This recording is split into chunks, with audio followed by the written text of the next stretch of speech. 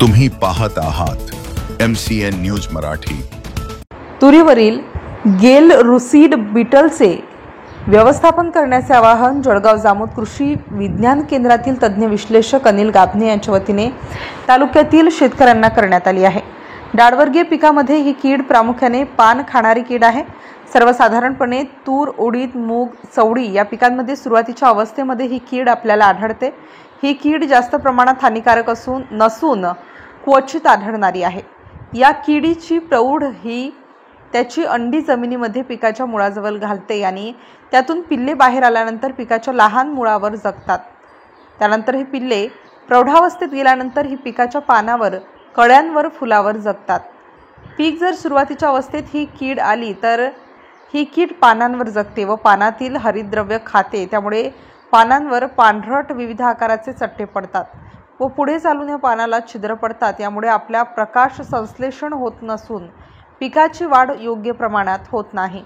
अशा या उपद्रवी किडींचे तात्काळ व्यवस्थापन करण्यासाठी कृषी विज्ञान केंद्राचे तज्ञ अनिल गाभणे यांनी शेतकऱ्यांना मार्गदर्शन केले आहे।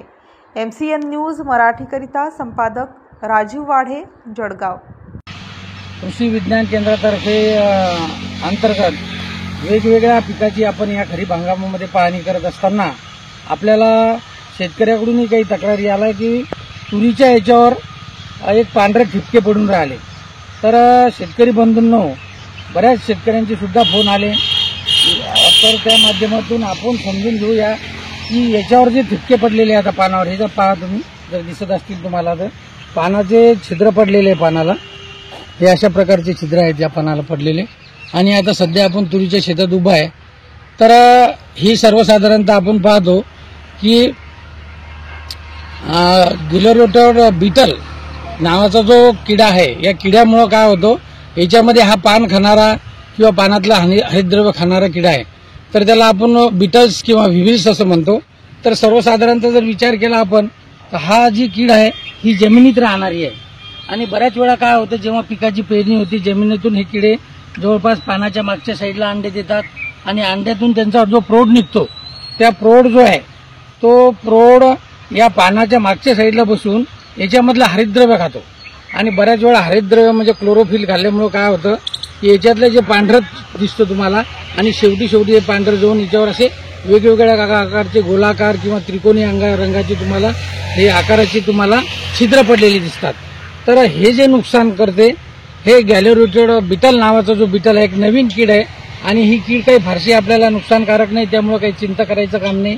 तरी याची उपाययोजना करणं आपल्याला गरजेचं आहे। तर सर्वप्रथम उपाययोजना करताना गरजेचं आहे आपल्याला, कारण ही जमिनीत वास्तव्य करणारी कीड आहे।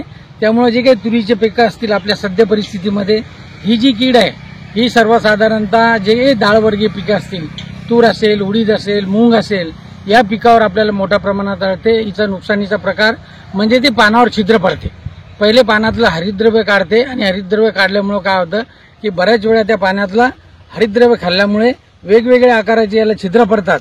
तर याच्यासाठी जर पाहिला आपण, याचं नुकसान करण्याचा जो प्रकार आहे, ही कीड निशाचर आहे आणि आपलं रात्रीच हे आपल्या पिकाचं नुकसान करते। तर त्या दृष्टीनं आपल्याला याची उपाययोजना करताना सर्वात महत्त्वाचं जे काही तुरीचे तास असतील तर हे पहिले निंदणी याची करणं आवश्यक आहे, स्वच्छता मोहीम करणं आवश्यक आहे, कारण त्या माध्यमातून जमिनीत असलेले याचे अंडी कोश हे आपल्याला बाहेर घालवणं शक्य होईल।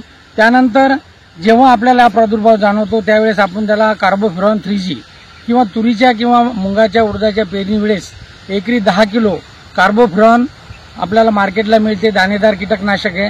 तर हे पेरणीसोबत जर आपण पेरलं तर याचा प्रादुर्भाव कमी होतो। त्यानंतर सद्य परिस्थितीमध्ये जी उपाययोजना करायची आहे आपल्याला, त्यामध्ये जर पाहिलं तर सर्वसाधारणतः आपल्या मार्केटमध्ये जे क्विनॉल-फॉस उपलब्ध आहेत ते 20 ml 10 लिटर पाण्यामध्ये घेऊन याची फवारणी करावी, किंवा क्लोरोपायरीफॉस 20 ml 10 लिटर पाण्यामध्ये फवारणी करून घ्यावी। त्यानंतर लेम्डासायलोट्रिन ही जी कीटकनाशक आहे याची फवारणी करावी। शक्यतोवर फवारणी करताना आपण सकाळच्या वेळेस किंवा संध्याकाळी 4 ते 5 नंतर केली तर याचं योग्य प्रमाणात आपल्याला नियंत्रण मिळू शकते।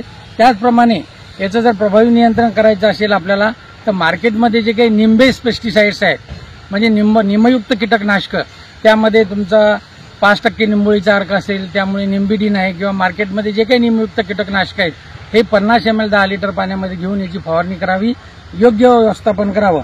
बऱ्याच शेतकऱ्यांच्या असे तुरीचे पानं एकदम त्याच्यावर डाग पडलेले, घाबरून जाण्याचं कारण नाही. फक्त याची त्वरित फवारणी घेणं हे शक्यता आहे, असा सल्ला कृषी विज्ञान केंद्रामार्फत देण्यात येत आहे. तरी शेतकरी बंधूंनो, आपल्या पिकाचे नियमित सर्वेक्षण करून असे जर आपल्या पिकावर डाग पडलेले दिसले किंवा पानं फाटलेली दिसले आपल्याला किंवा छिद्र असले तर आपण या त्वरित उपाययोजना कराव्यात. धन्यवाद.